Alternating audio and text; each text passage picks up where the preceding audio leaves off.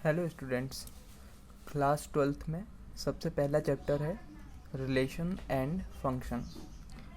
तो रिलेशन क्या होता है ये समझने के लिए हमें पहले जानना होगा कि सेट ऑफ एलिमेंट्स कैसे लिखते हैं।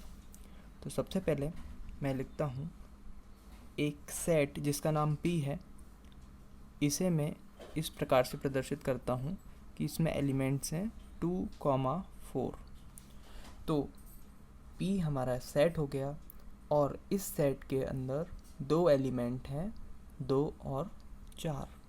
ऐसे ही दूसरा सेट मैं ले लेता हूँ Q जिसमें 3 एलिमेंट हैं 10, 20, 35।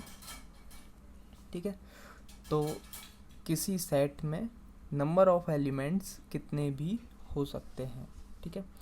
अब हमें देखना है इनका कार्टेशियन प्रोडक्ट या इनका मल्टीप्लिकेशन P क्रॉस Q। तो P क्रॉस Q बनाने के लिए सबसे पहले हमें बनाना होगा इनका एरो डायग्राम। तो सबसे पहले हमने बनाया ये P और यहाँ पर बनाया Q। ये हमारा P सेट है और ये है Q सेट। इसके अंदर P के अंदर एलिमेंट है 2 और 4 और Q के अंदर एलिमेंट है 10, 20, 35। तो जब हम P क्रॉस Q करेंगे तो P के हर एक एलिमेंट को Q के हर एक एलिमेंट के साथ लिखना है। ठीक है। तो इसमें देखिए कैसे होगा। सबसे पहले 2 जो है इसे हम किसके साथ लिखेंगे 10 के साथ, फिर 2 को हम लिखेंगे 20 के साथ, फिर हम लिखेंगे 35 के साथ।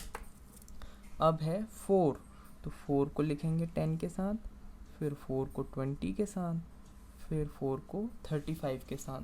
तो इस प्रकार से हमारा सेट बन जाएगा कौन सा P क्रॉस Q। तो P क्रॉस Q क्या था हमें पता करना था, इसके लिए हमने क्या बनाया एरो डायग्राम बनाया। तो P क्रॉस Q एक नया सेट है जिसके एलिमेंट्स कौन कौन से हो जाएंगे 2, 10 ब्रैकेट क्लोज, 2, 20, 2, 20। ठीक है, ये 2 है, फिर 2, 35। अब अगला एलिमेंट होगा 4 के साथ 10, 4, 10, 4, 20, 4, 35। तो ये हमारा जो नया सेट है जो कि कार्टेशियन प्रोडक्ट कहलाता है of two sets P and Q। तो हम इसे इस प्रकार से लिख लेंगे, ये बहुत ही इजी है। अब आती है बात इसका सेट बिल्डर फॉर्म लिखने की। तो सेट बिल्डर फॉर्म क्या होता है, सेट बिल्डर फॉर्म। तो ये सबसे इम्पॉर्टेंट चीज़ है क्योंकि कई बार स्टूडेंट्स को ये फॉर्म पढ़ना नहीं आ पाता है। तो देखिए सबसे पहले P क्रॉस Q, इस पूरे को हमें इस प्रकार से लिखना है कि एक इक्वेशन की तरह लगे। तो सबसे पहले कॉमा ब्रैकेट लगाया P, Q। अब देखिए यहाँ पर हमने एलिमेंट्स जो है उनको small p and small q से डिनोट किया है। वेयर ये जो दो बिंदु होते हैं जिनको हम कॉलन कहते हैं, कॉलन को हम यहाँ पर पढ़ेंगे where every p is element of set p, every q is element of set q। तो इस प्रकार से ये हो गया हमारा सेट बिल्डर फॉर्म। ठीक है। तो यहाँ पर बहुत ही इजीली हमने लिख लिया। तो लिख लेते हैं यहाँ पर क्या क्या है। P cross Q is Cartesian product of set P and set Q। ठीक है।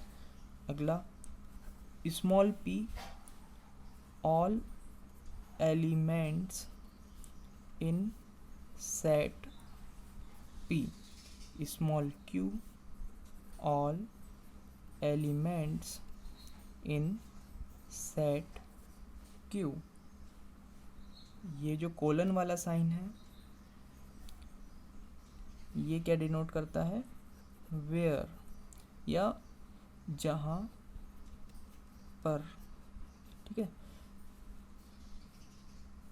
पी क्यू जहाँ पर पी एलिमेंट है ना, या बिलोंग्स टू, ये जो साइन है ये क्या कहलाता है, बिलोंग्स टू, ठीक है, बिलोंग्स टू पी सेट, ठीक है। तो इस प्रकार से ये इसका नॉमेनक्लेचर था और बहुत ज़रूरी चीज़ें थी तो मैंने आपको बताई। अब हम देखेंगे कि इसमें कितने ऑर्डर्ड पेयर्स हैं। यहाँ पर 6 ऑर्डर्ड पेयर्स हैं, 1 2 3 4 5 6। तो इस प्रकार से जो कॉमा में लिखा जाता है पी क्यू, इसको हम क्या कहेंगे, एक ऑर्डर्ड पेयर, ठीक है। ये क्या बनाएगा, पेयर या जोड़ा। इसके बाद रिलेशन में हम नया रिलेशन लेते हैं। अब एक नया रिलेशन लेते हैं या हमारा पहला रिलेशन लेते हैं। अब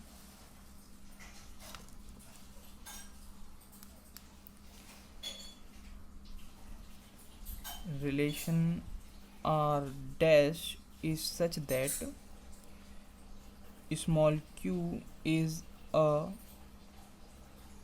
multiple of small p, या इसका जो सेट बिल्डर फॉर्म होगा वो कैसे बनेगा, R dash is equal to p comma q where q is a multiple of p and small p belongs to set p and small q belongs to set q। ये हो गया इसका set builder form. तो यहाँ पर नया relation क्या है, q is a multiple of p। अब देखते हैं इसमें से कौन कौन से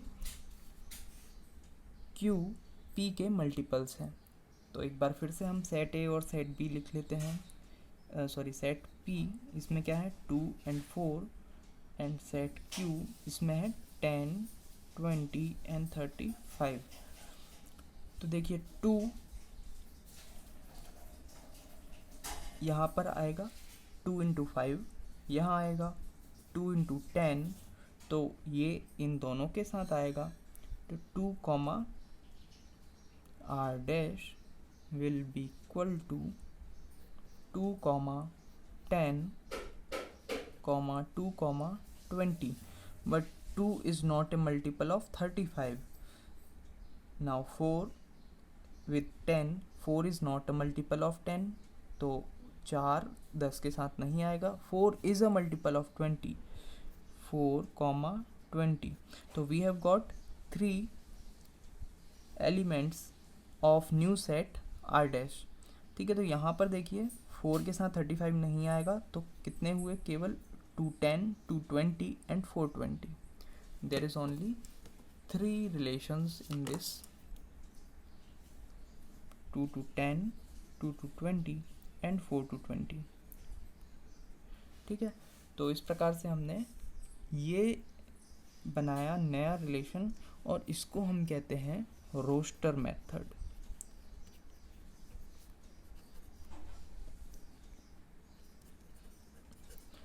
रोस्टर का मतलब होता है लिस्ट, यानी एक लिस्ट जिसमें से कुछ चीज़ को हम सेलेक्ट कर लेते हैं। देखिए यहाँ पर P और Q सेट में जो टोटल नंबर ऑफ एलिमेंट्स थे उनकी ये लिस्ट थी, और इस लिस्ट में नए रिलेशन के लिए केवल कितने एलिमेंट्स बाकी हैं, 3 एलिमेंट्स, ठीक है। तो ये तीनों इसे सेटिस्फाई करते हैं। तो इस रोस्टर मेथड के थ्रू हमने रिलेशन को फाइंड किया। अब आगे चलते हैं। इसको हम ऐसे भी कह सकते हैं, we can say the ordered pair in set R dash are all listed in a roster. We can say that ordered pair in set R dash are all listed in the roster. Hence it is a roster method. Now let us consider another set, that is इसमें एक चीज़ और, यदि हमारे पास total, यदि एक circle है जिसमें सारे के सारे, इस सर्कल में हमारे पास सारे ऑर्डर्ड पेयर हैं p के, ठीक है, p और q का जो मल्टीप्लिकेशन है p क्रॉस q, तो इसके सारे एलिमेंट्स यहाँ पर हैं, ठीक है। तो जो r डैश है वो कहाँ बिलोंग करेगा, ये पूरा का पूरा क्या है, p क्रॉस q, ये पूरा सर्कल p क्रॉस q को डिनोट करता है, तो r dash will be a part of it, r dash must be included here. तो इसे हम किस प्रकार से कहेंगे, इसको शो करने के लिए हम एक नया सिंबल और सीखेंगे। In this entire circle r dash will be A subset of, this is the symbol of subset of Cartesian product of p and q, this is subset, ठीक है। तो ये आप पहले भी जानते हैं कि सेट और सबसेट क्या होते हैं।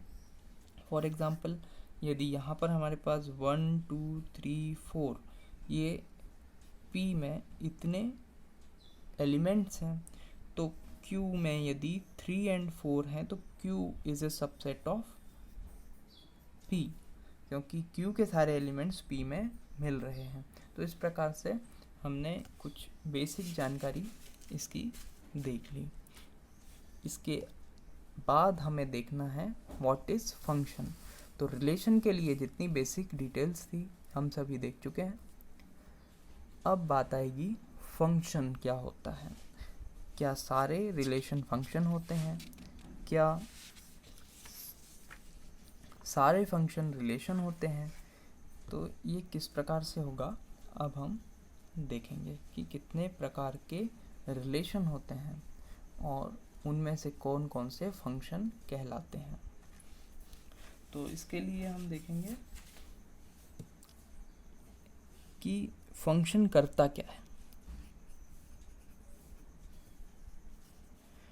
फंक्शन को मैं सबसे पहले एक इजी एग्जांपल से समझाता हूँ। घर में सभी के हर एक चीज़ के लिए एक स्विच होता है, वो स्विच उस अप्लायंस को ऑन और ऑफ करने का काम करता है। जैसे पंखे का स्विच है, पंखे के स्विच को ऑन करते हैं वो चालू हो जाता है, ऑफ करते हैं वो बंद हो जाता है, तो ये उसका फंक्शन हुआ।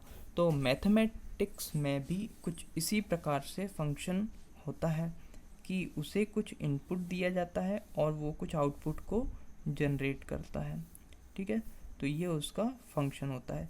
यहाँ से हम क्या देते हैं, इनपुट, और उस इनपुट के द्वारा वो क्या जनरेट करता है, एक आउटपुट।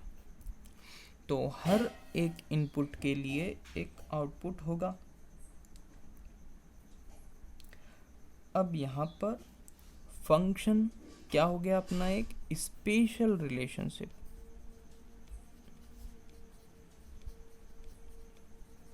एक स्पेशल रिलेशन क्या कहलाता है, फंक्शन कहलाता है।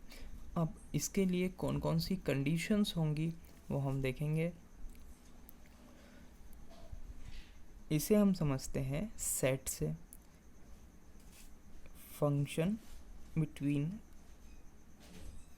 Set a and set b, ठीक है। हमारे पास दो सेट हैं, ए और बी।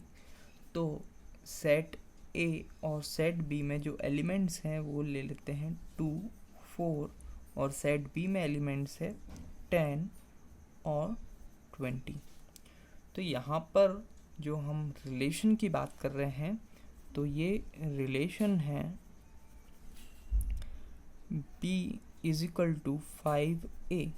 देखिए कैसे, जो b का जो एलिमेंट है स्मॉल b, ये 10 है, ये किसके बराबर है? 5 टाइम्स a के, 2 पंजे 10। इसी प्रकार 20 जो है वो 5 टाइम्स है 4 का, 4 5 ज़ा 20। तो इस प्रकार से ये इसका रिलेशन हुआ। अब क्या 2 इंटू 5 20 हो सकता है? नहीं। क्या 4 इंटू 5 10 हो सकता है? नहीं। तो हर एक एलिमेंट की केवल और केवल एक ही इमेज है। 2 के लिए 10 है और 4 के लिए 20 है। ठीक है, तो हमारी पहली कंडीशन क्या बन जाती है? For every element in set A, for every element in set A, there is one and only one image found in set B। केवल और केवल एक इमेज ही हमें मिलनी चाहिए।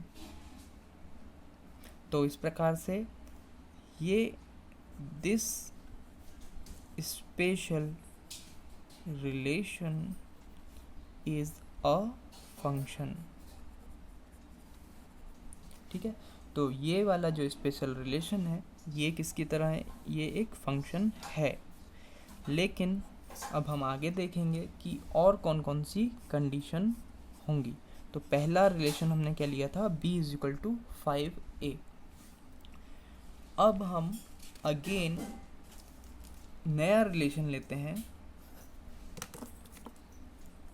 Second relation in the same set, that is b is a multiple of a। this is our new function। तो again हम set a और सेट b को लिख लेते हैं। ठीक है, सेट a और सेट b में कौन कौन से एलिमेंट्स थे? 2 4 10 20। b is a multiple of a। 2 into 5 is 10। it means 2 is multiple of 10, yeah 10 is multiple of 2। 20 also is an multiple of 2। तो 20 भी 2 का मल्टीपल है। 2 तो दोनों के मल्टीपल हो गए। और 4, 10 is not a multiple of 4 but 20 is a multiple of 4। तो यहाँ पर 3 रिलेशंस मिले। ठीक है, तो कितनी इमेज बनी? For 2 there is 2 images, there are 2 images in set B, hence it is not a function।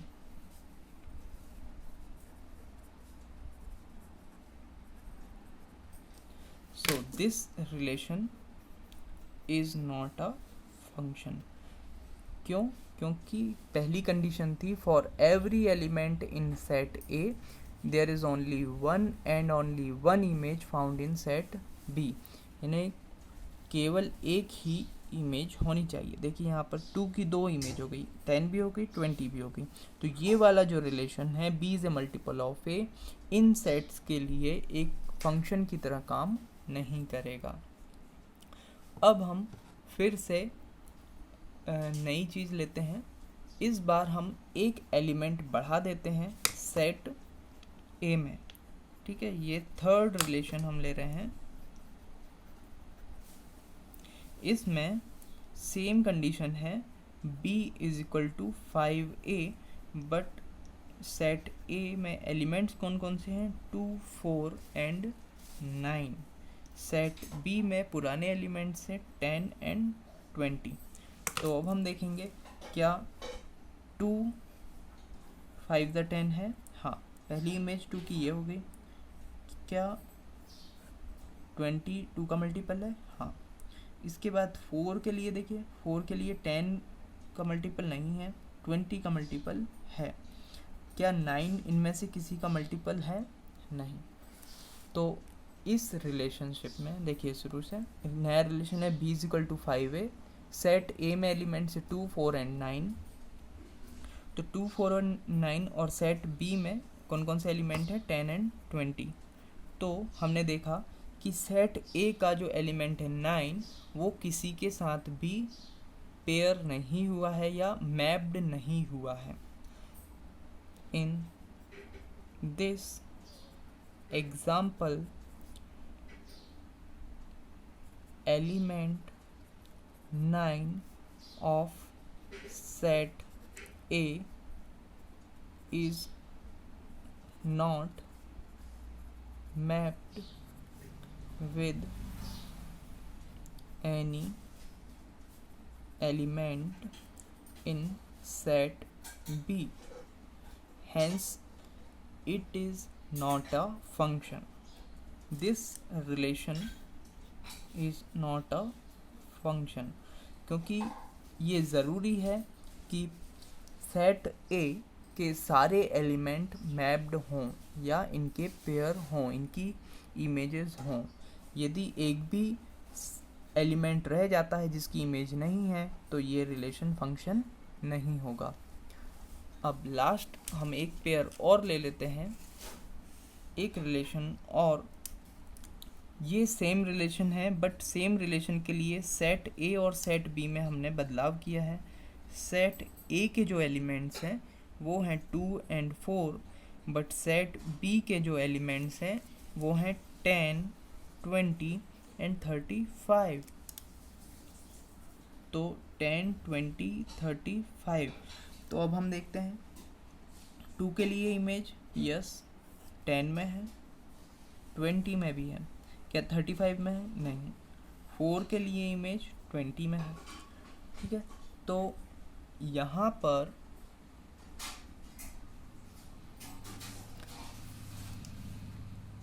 जो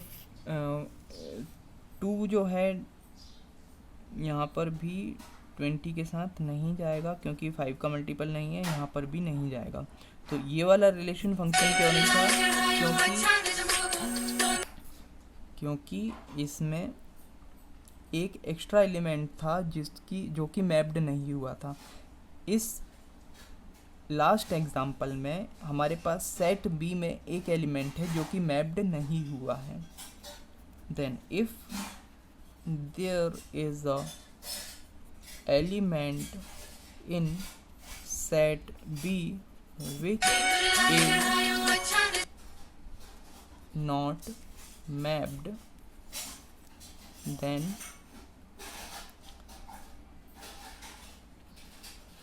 there is no effect. This relation will be a function. This is right, this is wrong. Set ए के सारे elements mapped होने चाहिए। यदि set B के elements रह जाते हैं तो कोई बात नहीं, ये एक फंक्शन होगा। ठीक है, तो इस प्रकार से हमने रिलेशन और फंक्शंस के बारे में बहुत आसानी से ये सारी चीज़ें सीखी हैं।